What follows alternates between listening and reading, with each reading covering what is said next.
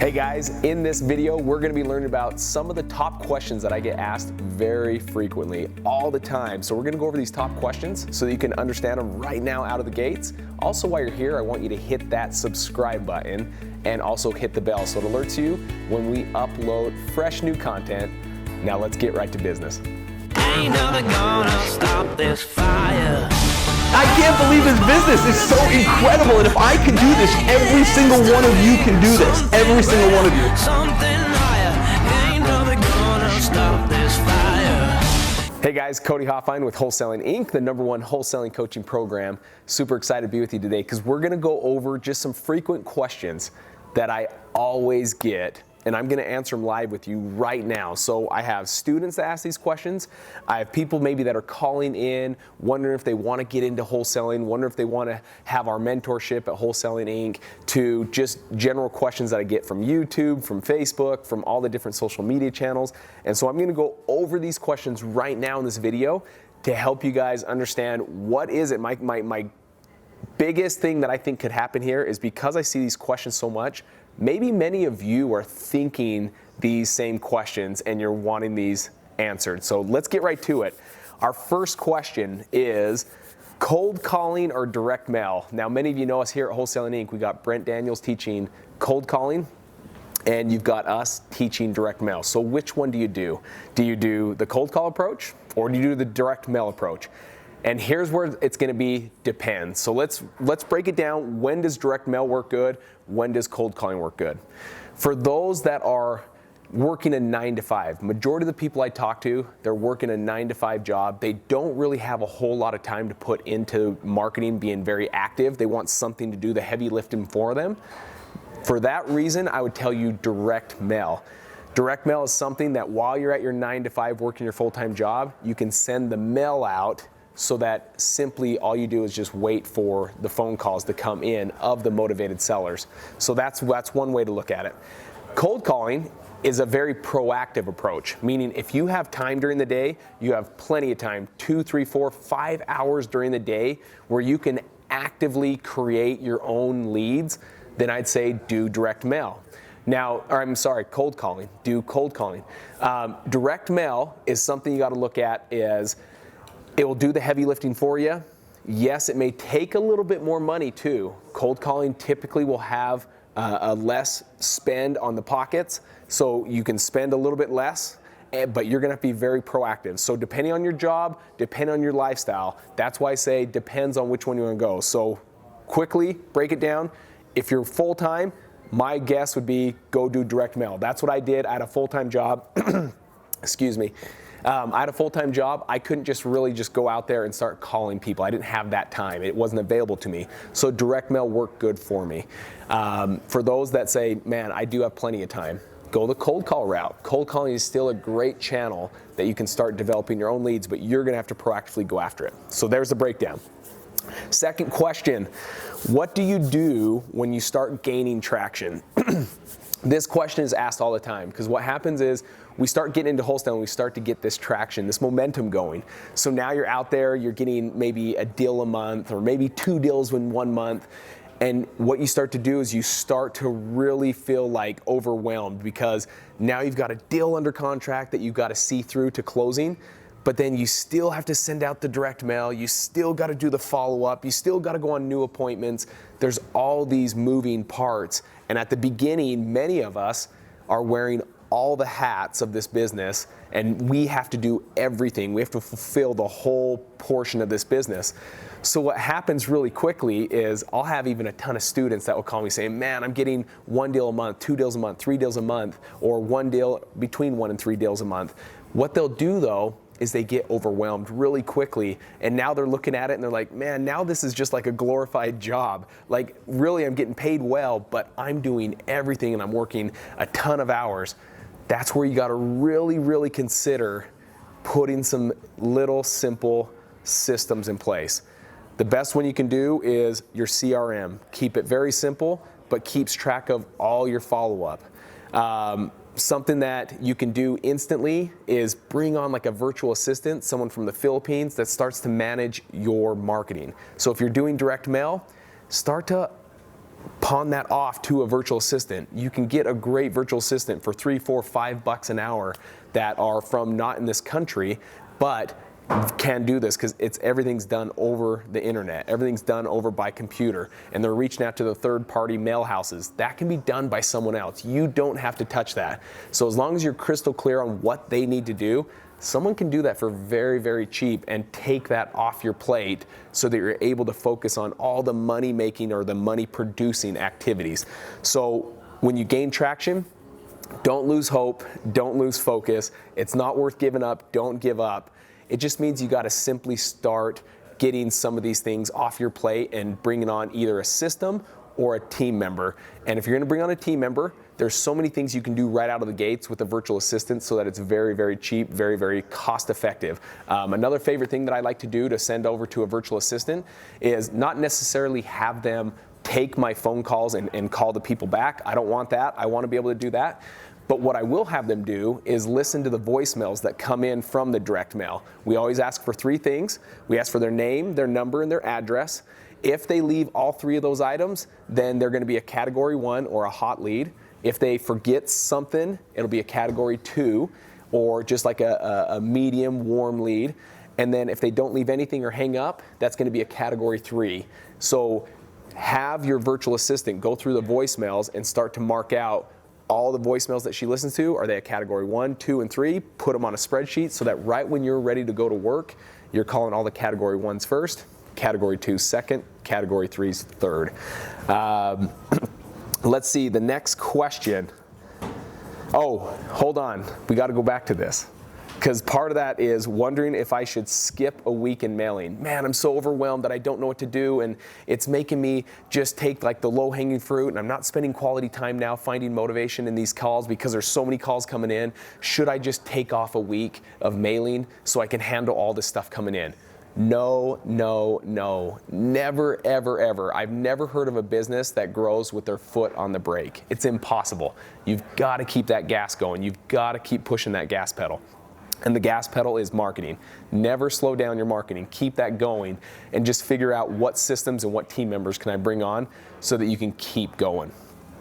Okay, next one. How should I handle motivated sellers that say they want to sell the property but don't want the tenants to know about it? This is something that I've gone through and a lot of people go through. The seller may have a family member, and most times it usually is a family member. Hey, I want to sell my home, but I don't want the tenant to know. And then you ask about who the tenant is, and it's usually like a son or a daughter or a family member, and that's why they don't want the tenant to know, is because they don't want them to know that they're kicking them out of their house. So what do? On those, this suggests that I'm going to get it at a deeper discount. If that really is the fact that they won't let me go in this home because they don't want the tenant to know about it, then that's where you're going to have to say, listen, you've got my back against the wall. I'd love to help you out. I'd love to buy this home, but if I can't see it and I don't know what the inside looks like and I can't just simply go off, I get that you're probably a trustworthy person, but without me personally seeing these things, I don't know if there's anything I can do other than I would have to get it at a deep discount, right? So when someone doesn't want you to go look at the home, then you got to act like almost like you don't care. Like, I'd be glad to help you out, but if I can't see the home, I don't know what I'm getting into. I don't know how many cans of worms I'm going to open up. So for that reason, I can only offer this, and it better be like gut check low, where your gut's like, oh, if I'm going to get punched if I tell them this price. You want it super low because they're not letting you see the property. Then maybe that'll either say yes, and now you just got a deep discount property, or they're going to say, oh, okay, let's line up a time that you can go see the property, and now you got past the hurdle. So try those 2 things. Next one, what are the top 3 channels for marketing? So we're kind of going through these quick. Top 3 marketing channels for me currently right now in Utah, and this will translate in most markets. But the 3 areas I love are direct mail, PPC or pay-per-click, so web leads, and then cold calling. Those 3 channels are like my trifecta, my holy grail, and they're the ones that continue to produce consistent deal flow. We do on average anywhere from about 10 to, let's say, 13 deals a month. Next one, I have calls coming in, but not much motivation. What do I do? So I want you to think about this. Take just a second and think about if this is you, if this is going on. I have so many calls coming in, but I just don't think there's much motivation going on. I want to ask you guys, what do you think motivation sounds like? And what do you not think motivation sounds like? Most times when I ask the question, what does motivation not sound like? Usually I get the answer that someone that just wants full price. Now guys, here's what I'll tell you. You got to think of the seller and you got to think of the home. I don't care about the home. So when asking questions, if the answers have to do with the home, it has nothing to do with motivation. It has all to do with the seller. So you got to think of just questions about the seller. So when someone says, oh, they just want full price, is that attached to the seller or is that price attached to the home? It's attached to the home. So I don't care about the price. The price doesn't reveal motivation. What reveals motivation is a simple question. Hey, this looks like a great place. Why are you considering selling it? So I want you to write this down. This looks like a great place. Why are you considering selling it? And let them start to open up and tell their story why they're going to sell it. Why is it that they called on a 37-cent postcard? Or why is it that they answered the phone from your cold call and they're ready to sell their home? What is it that's allowing them to sell? Because I want to know why. Why are they selling? Not for how much. I just want to know why. Why are you selling your property? Why did you respond on a 37-cent postcard when every one of us know 5, 6, 7, 8, 9, 10 realtors out there? Why are you selling your home? And when they throw out their first answer, I want you to dig deep, because usually that's not the real reason. That might be a byproduct reason of what the true motivation is behind it. So you've got to just keep asking that question and stick on that question till they get open with you and tell you why they're selling the home. You have to understand motivation right out of the gates. So the first question when you ask that, looks like a great place. Why are you considering selling? When they say, oh, it's because my kids, we want to put them in a new school district. They want to go to this new school. Well, after I went through this question and kept saying, oh, new school district, tell me more about that. Where are you going to live? Is it in state? Is it out of state? Is it in the same city or is it out of the city? Oh, it's out of the city. Oh, cool. Do you have family and friends that you're moving by? Yeah, we're actually my parents. Cool. Are you living by your parents? Are you going to live pretty dang close to your parents? And like, oh, actually, right now we're going to be living with their parents. And I was like, oh, now there's some motivation. Moving in with parents. And so what you do is you can do what I call assume the best, they'll tell you the rest. Okay, so think about this. If I asked you, how much money do you make? You'd be like, that's none of your business. But if I said, hey man, you look sharp today and you're always driving like a nice BMW, you got incredible clothes on, you must make $250,000 a year. You'd be like, I wish that was the case. I actually make $150,000 a year. By assuming the best, they'll tell you what actually is reality. You can do this with your leads as well. Awesome. Instead of saying, hey, why do you live with your mom and dad? They'd be like, that's none of your business. But if I say, oh, you must be living with your mom and dad because you're having a nice new home being built. Is this the case? And they'll be like, oh, I wish that was the case. I'm actually living with my mom and dad because my husband lost his job. Boom. Now we just found motivation, right? Now we can go on that appointment knowing that this is a motivated seller. So those are key things to think about. Why it seems like a nice place. Why are you considering selling? And just stick with that question and keep going after it and keep helping them unravel why it is they're selling their home. Not for how much, but why, okay? And the last one that I come across all the time is, how do I price land? So at what price point do I need to get land at? This is something that you'll frequently come across where you've sent out mailers or you sent out your marketing and someone calls in and they have a piece of land, raw land that's not been developed. At what price point do you need to do this? What you need to do is, because this is going to be a niche buyer, not all of your buyers on your list care about land. They just want to get a home, rehab it, put it back on the market, or keep it for a long-term buy and hold. Many people don't know about the developing process and don't want to work with the cities on the permits and all that stuff, or rezoning. So it's going to be a niche buyer. And so if you want to have any action with land, you got to get it at a deep, deep discount. You want to buy homes at 40, 50, 60 cents on the dollar, you're going to want to buy land at 10 to 20 cents on the dollar. So if the land's worth $20,000, you're going to want to buy it for $2,000 to $4,000. That's the difference that you need to have so that you can really find a cash buyer, because cash buyers might change their mind if it's a smoking hot deal, and if the price point is something that they're like, yeah, I don't mind trying this out. It'd be something I'd be willing to try out. So if you're gonna get land, 10 to 20 cents on the dollar. Guys, if you have questions, I wanna do something new. not only do I want you just commenting down below with some questions that you have, in fact, that's what I first want you to do, is in the comment section down below, start commenting down below some of the common questions that you have that I can help you with. I love reading these questions. I love going in there, chiming in, give you my feedback. So ultimately I can help you get one step closer to your first deal or your next deal.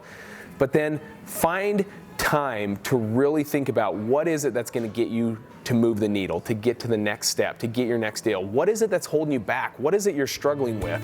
Write those questions down. Let us see how we can help you out so that you can get out there and just take massive imperfect action and move your way forward. Now guys, also, if this is your first time, I want you to put first time, okay? Welcome guys, I'm glad you're here. If you've watched these videos before, then I want you to put I'm back.